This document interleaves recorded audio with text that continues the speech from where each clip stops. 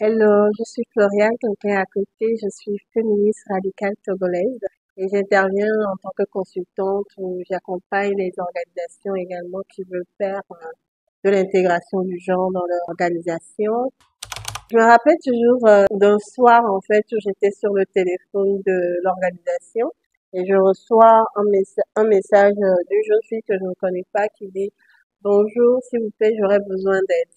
Et à partir de ce moment, je discute avec elle. Elle a à peine quoi, 17 ans et elle est victime de cyberharcèlement et de revenge porn. Et je l'ai accompagnée à la police dénoncée. Au final, nous avons obtenu une condamnation. Et c'est très important pour moi parce que dans notre lutte, c'est pas tout le temps que nous arrivons à obtenir des condamnations pour des faits de harcèlement, de revenge porn et de toutes les violences contre lesquelles nous nous battons. Pour moi, le mouvement féministe est un mouvement non seulement politique, mais également idéologique qui lutte pour l'abolition du patriarcat et de tous les systèmes d'oppression. Ce qu'il faut dire du mouvement féministe au Togo, c'est que nous sommes quand même un mouvement jeune. On a vraiment commencé par s'affirmer féministe, à créer des organisations féministes depuis 2017. Ça fait 5 ou 6 ans maintenant. Ouais. Et disons qu'il y a de l'évolution.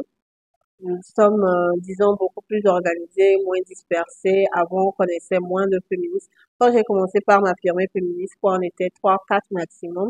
Aujourd'hui, je connais une vingtaine, une trentaine de féministes activistes, ou pas forcément activistes, mais qui font évoluer les questions de droits de femmes, de genre et de toutes les revendications que nous pouvons avoir, en fait, dans l'espace togolais. Mensonge.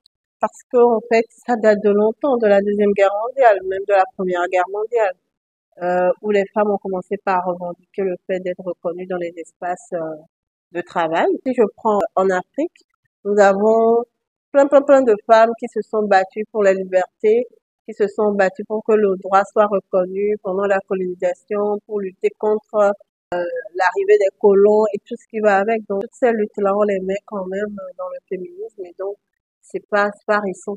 Peut-être le nom, la formalisation, oui, c'est récent, mais les luttes pour nos droits en tant qu'être humain, en tant que femme et contre toutes les formes d'oppression, bah, ça existe depuis longtemps. Demi-vérité. Le mouvement féministe lutte contre toutes les formes d'oppression. Nous vivons dans une société hétéronormée, donc les personnes qui sont orientées hétérosexuelles ont beaucoup plus de droits que les personnes orientées homosexuelles et qui ne sont pas en accordance avec tout ce que nous mettons dans le genre féminin, dans le genre masculin. De base, ce sont des êtres humains et leurs droits ont besoin d'être respectés. En tant que féministes, nous allons nous battre pour tous ceux dont les droits ne sont pas respectés. Que ce soit les femmes, que ce soit les personnes en situation de handicap, que ce soit les personnes de la communauté LGBTQ, que ce soit les travailleuses de sexe, etc. Et toutes ces personnes qui vivent des oppressions, nous nous battons contre. Mais ce n'est pas la base, en fait, sur lequel le féminisme s'est construit. Ce n'est pas vrai que le féminisme est une idéologie pour la propagande LGBTQI, mais nous défendons les droits de la communauté LGBTQI. Trop mensonge. Mais, attendez, qu'est-ce que vous faites de la reine Coco? Qu'est-ce que vous faites de toutes ces femmes-là, de toutes ces guerrières-là qui se sont battues depuis la nuit des temps pour lutter contre l'arrivée des colons, pour lutter même pour la décolonisation de nos pays? On oublie toutes ces femmes-là qui se sont battues avec les Thomas Sankara. Par exemple, au Togo, on va parler de Sylvanus Olympio. Mais il n'était pas seul, il y avait des femmes derrière. Il y a des femmes qui se sont toujours battues, ne serait-ce que pour les droits de tout le monde ou que pour les droits des femmes, ça existe depuis en Afrique. Mais qu'est-ce que vous racontez? C'est purement africain, ouais.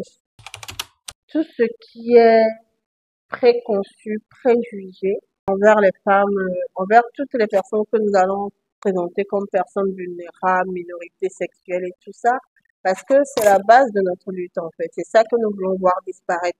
Ce sont ces préjugés-là qui nous bloquent, qui nous empêchent d'avancer basés sur des éléments culturels, religieux, etc. Et je pense que si ces préjugés-là disparaissaient, nous serons dans une société beaucoup plus égalitaire. Alors, le premier qui me vient en tête, c'est celui que nous connaissons tous de Chimamanda Ngozi Adichie. Nous devrions être tous féministes. Je pense qu'il explore très bien le pourquoi nous avons besoin de lutter contre les oppressions. Après, je parlerai peut-être du féminisme décolonial de Françoise Vergès. C'est pas une africaine, mais quand même, il est intéressant parce que il voit, en tant qu'africaine et en tant que togolaise, nous abordons également la question de féminisme de manière décoloniale. Et il faut comprendre, en fait, qu'est-ce que nous mettons dans cette décolonialité là. Et donc, pour moi, ce seraient les deux livres que je conseillerais. Il est toujours important, en fait, de rappeler que les droits des femmes sont des droits humains. C'est pas des droits séparés de nos droits. Et nous devons respecter tous les droits humains. Peu importe que ce soit un homme, une femme, une personne de la communauté LGBTQI, tous les préjugés que nous mettons ou qui nous bloquent de ne pas accepter, arrêtons ça.